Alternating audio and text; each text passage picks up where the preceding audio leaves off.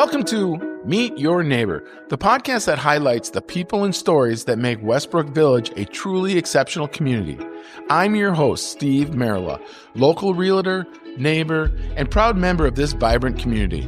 Each episode, we sit down with residents to learn about their careers, life experiences, and what brought them to Westbrook Village. It's a chance to connect, share, and celebrate the unique journeys that shape our neighborhood. Thanks for tuning in. And now, let's meet your neighbor. This week on the Meet Your Neighbor podcast with Realtor Steve, we're featuring Emily Edwards, the powerhouse behind Dwelling Place Designs. Emily's journey is one of passion, precision, and perseverance, starting out as a wedding planner, moving into house flipping, and eventually launching the remodeling business of her dreams. Known for managing projects with care, clear communication, and a deep respect for her clients' homes. While she's not a resident of Westbrook Village, she's become a familiar and trusted face in our community. Now let's meet Emily. Hello, Emily. Hey, how are you? I was going to ask that. I'm great. You're already taking my lines away. Sorry. No problem. So we have someone here that's not a resident of Westbrook, but you do a lot of work in Westbrook, right? I do. Yeah. Do you have a favorite job you've done so far? Oh, God. I love them all for different reasons, Yeah. actually. Yeah. Great. Yeah. There's just different scales and scopes, and that my favorite part is just meeting new people. So it's hard to really have a favorite. You got the right attitude. Yeah. So what do you do? I mean, so if I were to hire you, what would I hire you to do? What's the scope of a job for you typically? I can kind of do any scope. Some people hire me just to do a bathroom, and some people hire me to do their entire house. Really? Yeah. So it just kind of depends on what you're looking for, really. Really? Yeah. So do you have a favorite? Do you like bathrooms more than kitchens? Or, I mean... No.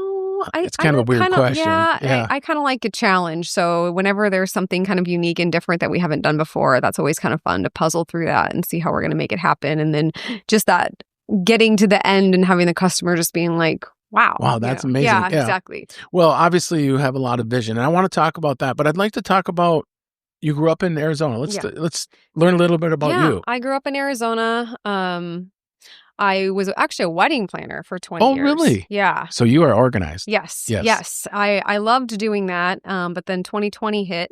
Right. And that kind of obliterated the entire event industry. And I was kind of looking for something else. Sure. And really my major skill set is not only customer service, but project management. Okay. So moving over to remodeling was kind of a parallel transition for me, because it's instead of helping someone hire a florist and a DJ and a caterer, now I'm helping them find an electrician and a plumber and cabinets. So for me, it was like a really easy transition.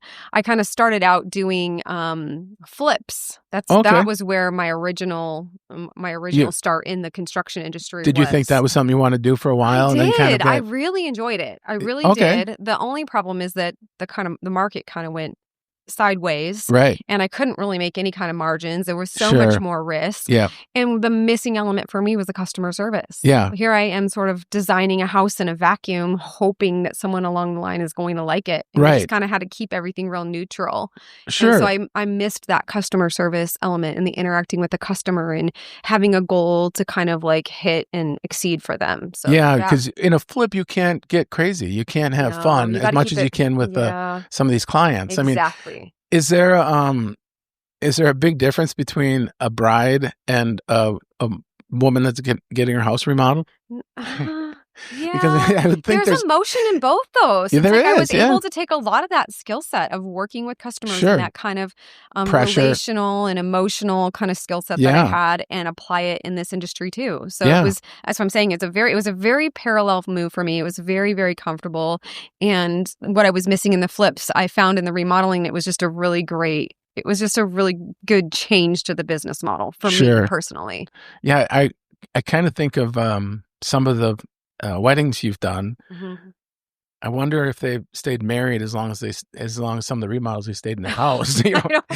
I don't know. I would usually buy a new house every what is it, 7 to 10 years? I don't know. I don't know. I know for sure there's a lot of couples that I married that are no longer married. I was doing it for 20 years though. Oh, and I bet you can kind of tell at the at the wedding and how, the planning up to it. Yes. I bet you get a lot of good stories. For sure. Yeah. He's not engaged at all. Mm-hmm, Yeah. mm-hmm. Yeah. Oh, sometimes it was even just like mothers of the bride or sure. The grooms. I mean, sometimes those were more challenging than the actual bride. But a lot of my style was to kind of build, a relationship and a friendship with the customer.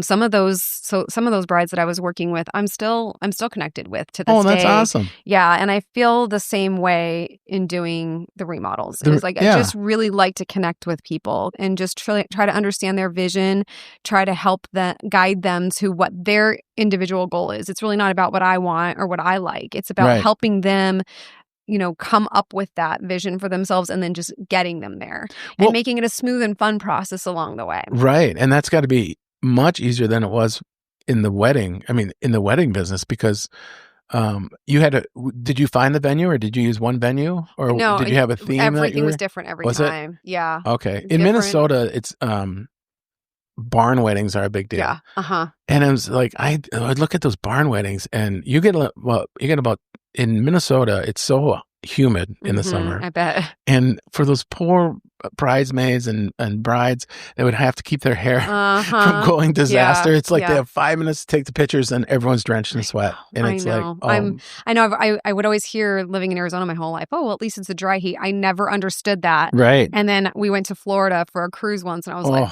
okay, now I get it. I'm just not built for humidity. I'm a desert lizard all the way. I need the dry heat. And even, like today, it's probably 105. I mean, you feel it when you go out, but I'll tell you what, I got here Sunday from Minnesota and it felt so good getting out of the airport and just like, it's like you defrost. Oh, absolutely. Absolutely it is. Yeah. So you grew up here. What was it like growing up in Arizona? I mean, were you a desert kid out in the desert? Absolutely. I was born and raised in the, come home when street lights come on kind of generation. I used to right behind here at 83rd Avenue, I used to play in Skunk Creek. Yeah, that was one of my favorite things. Yeah. So I've just grown up in this area. And so I don't know what it's like to live anywhere else, but I've always loved it. I just don't have any desire to move anywhere else. This is home for me. Oh, I think it's great. It's kind of like for me, I would love to live in Colorado, but I don't think I could make a living there and be in the mountains. Yeah. Where here, you don't have the same mountains, but you have a great mountains around you. The views are always good. The temperature is great, except in the summer, but that's fine. Yeah, but you have places where you can go get a reprieve. If you want to go to Sedona or Flagstaff, I mean, we just have such a diverse, area here that we can escape the heat if we want to. Yeah. To be able to go 2 hours and get 20 degree difference is pretty nice. Yeah, absolutely. So, and if the answer is yes, don't be insulted.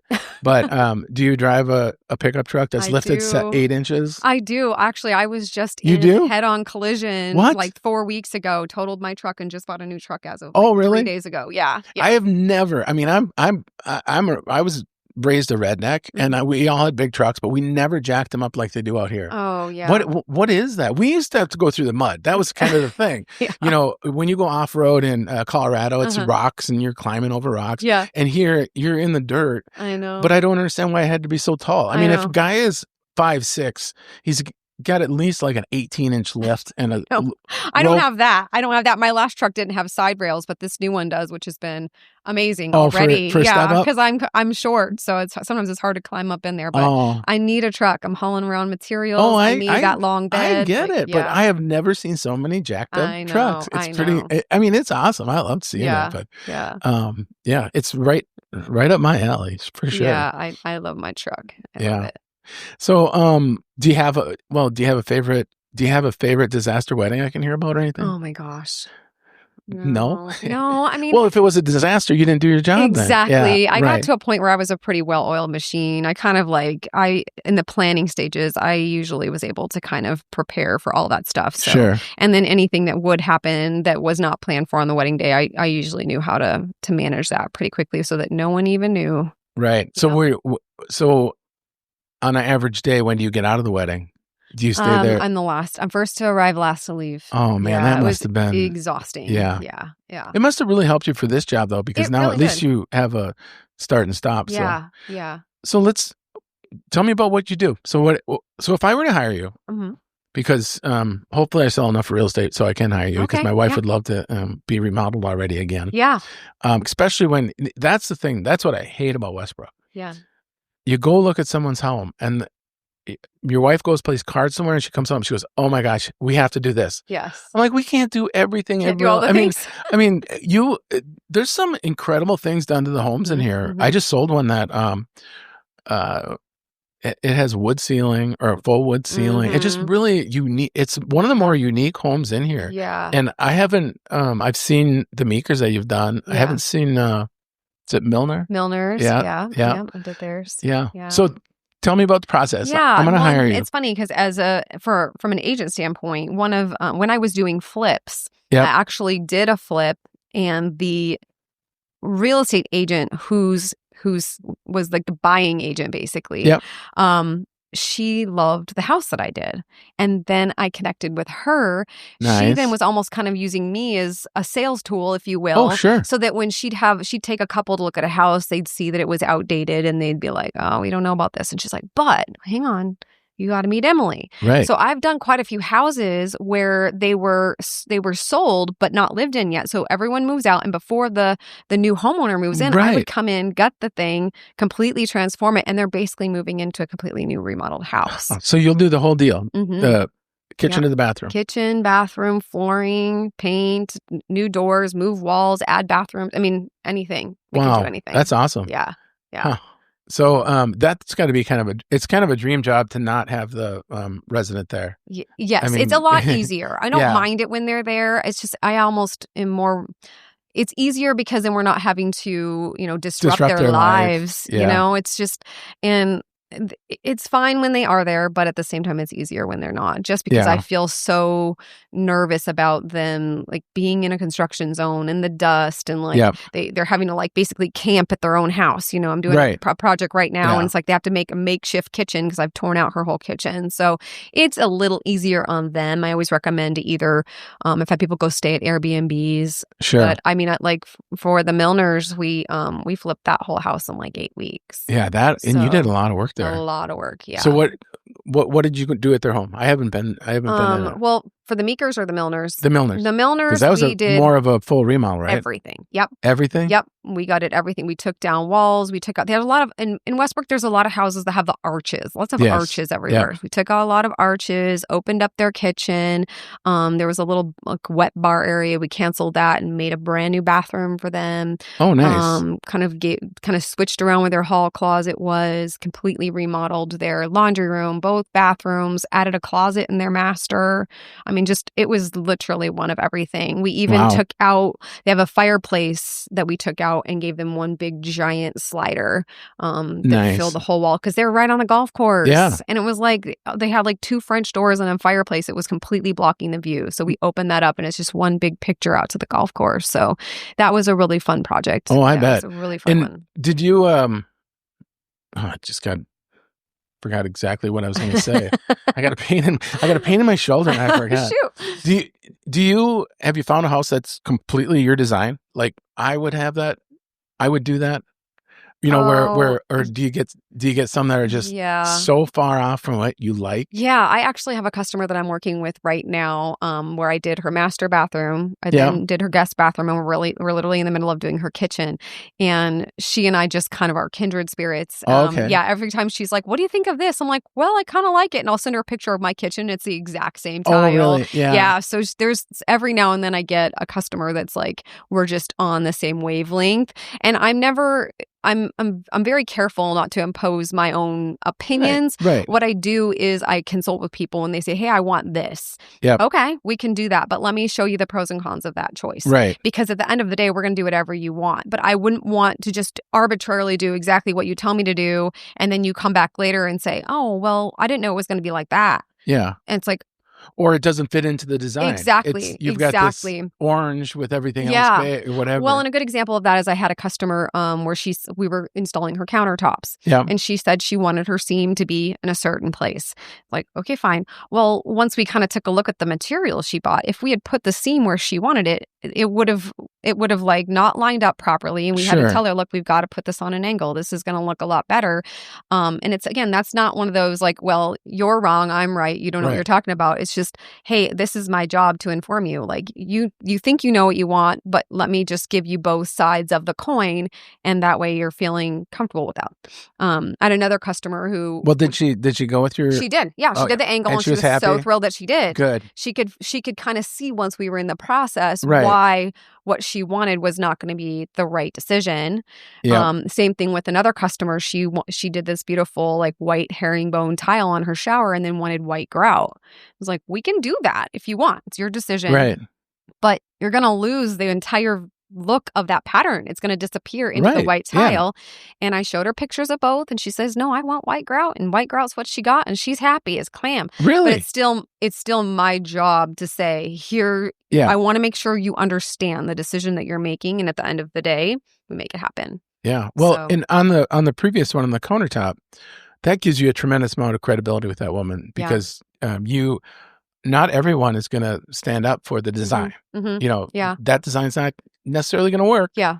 Even though that was more of a not pros and cons, but like it just doesn't work. Right. Yeah. But yeah, she had to really appreciate that. Yeah. Yeah. And I find, I feel like to some degree that's my advantage of being sort of a female in this construction industry, because I have found with sometimes contractors, it's like, they're just kind of like, yep, like I want this. They do it. Yeah. And then later on, the customer's like, well, I didn't realize the decision I was going to making was going to have these consequences or fallouts. And they're like, well, that's what you told me to do.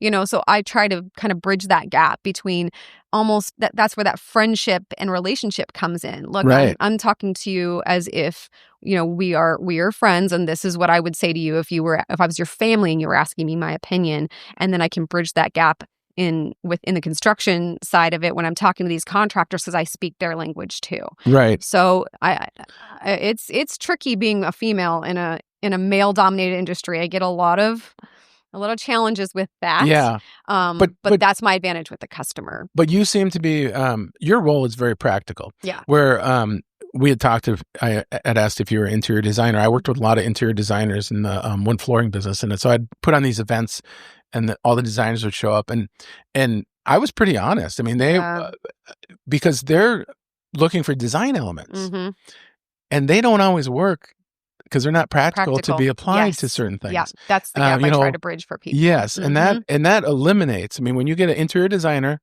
oh, we're going to do this. We're going to put this on the ceiling. Right. You can't put that on the ceiling. Right. And so it's you're almost cutting out the middleman, because you still have the design eye. And having been doing this for a little while, I understand the mechanics of how something can be executed. Yeah. So I know that when someone's asking me for something, what the steps are going to be to actually execute what they're asking, and whether or not it's feasible, whether it's not, it's going to be expensive, whether or not, you know, my contractors are going to like strangle me when I ask them. Sure. So a lot of times I'm able to kind of bridge that gap too, of finding out what they want, making sure that it is practical and easy to execute. And then I can then translate that to the contractors who are actually doing the job and say, here's what we're going to do, and eliminate them having to do those communications. Because sometimes it's a little more gruff and not so. It's like, okay, lady, it's going to charge you $5,000. I'll do whatever you want, but just get something. Yeah. So much of that, I think. And I think it makes homeowners feel more comfortable to feel like they almost have an advocate. Yeah. Someone who's kind of bridging that gap for them, that they don't feel like, because I also feel like when we're in the middle of a project, the homeowner will just be like, well, what about this? And what about this? And we're like, well, we're not done yet. You know, you're asking me about stuff that we haven't gotten to. And so that can tend to grate on the nerves of some of the contractors. Oh, yeah. So a lot of times I'm able to field all those questions and reassure them and make them understand, like, this is where we're at in the process. A lot of communication. Right. A lot of communication. I'm sending out texts of like. Well, and contractors are the worst at communication. And the better they are at their job, sometimes the worse they are at communicating and just being bothered. Mm-hmm. I mean, there's some wonderful craftsmen that can do some amazing things. Mm-hmm. They just don't know how to talk to people. Yep. It's kind of like artists themselves. I mean, exactly.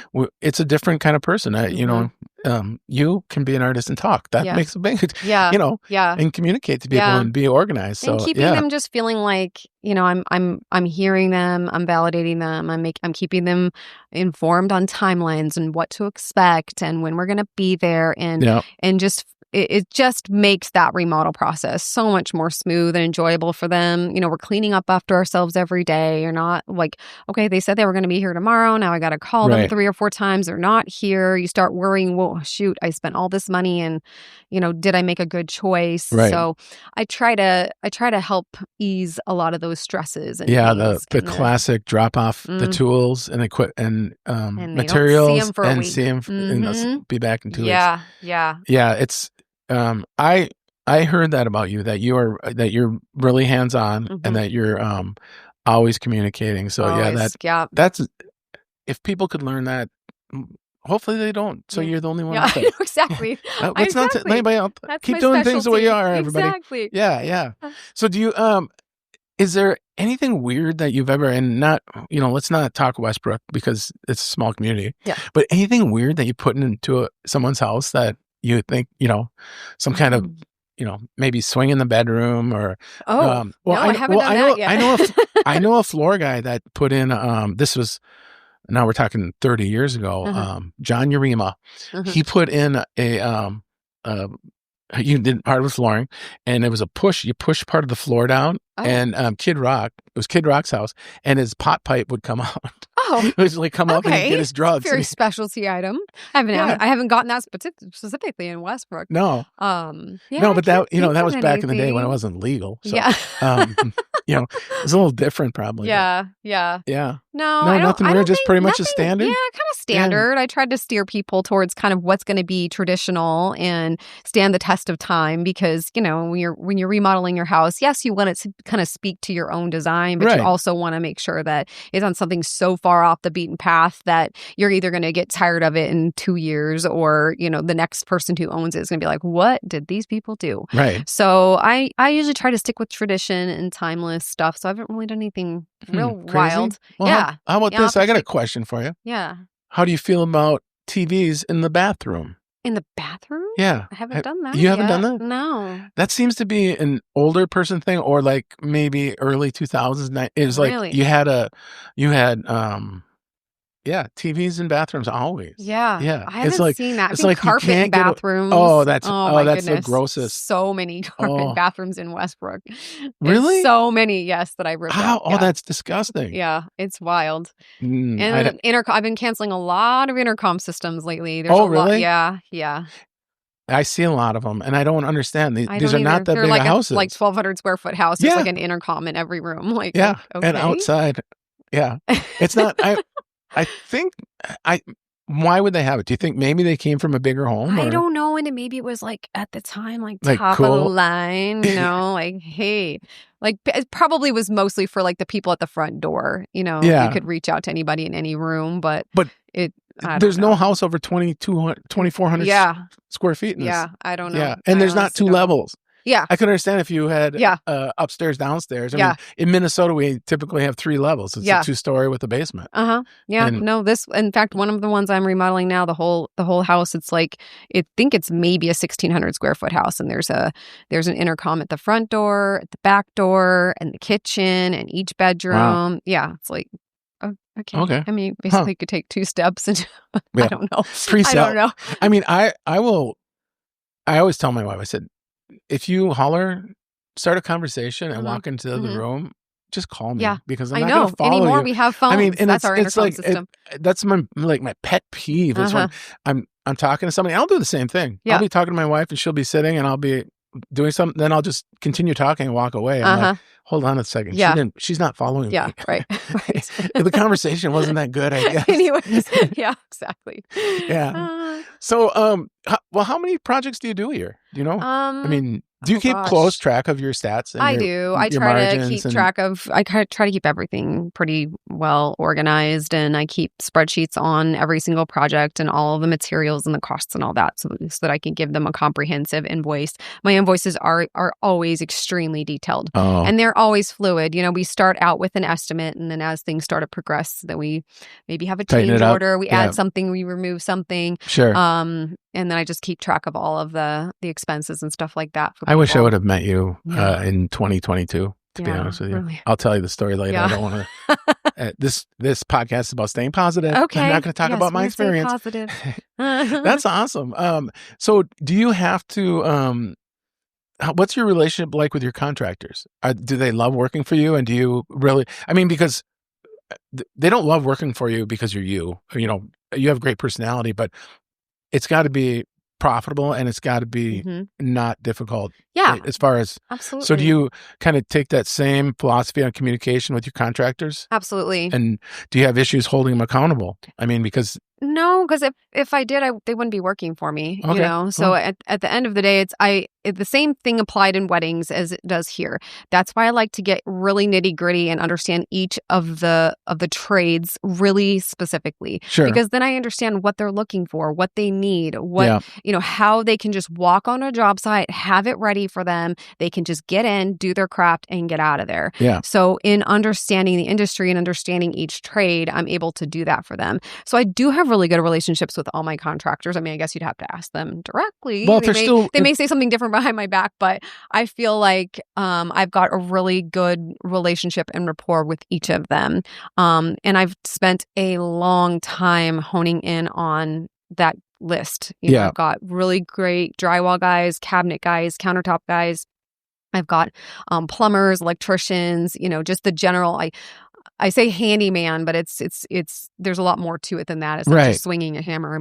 There's a lot of thought and craftsmanship that goes into it. But I've got some really, really great contractors. Do you have your contractors? Do you have a contractor that when you show up to a project, he may say, "Hey, it'd be great here"?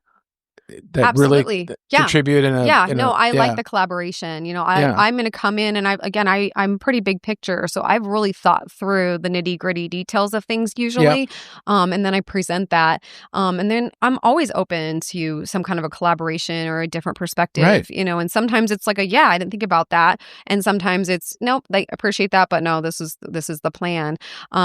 It's nice to have that culture, though, where they feel free to, like you said earlier, don't just come in and do what they're told. Roll with an iron fist. Yeah. No, I think collaboration is always important because it shows them respect. It shows them that, I value what they do. I value their input.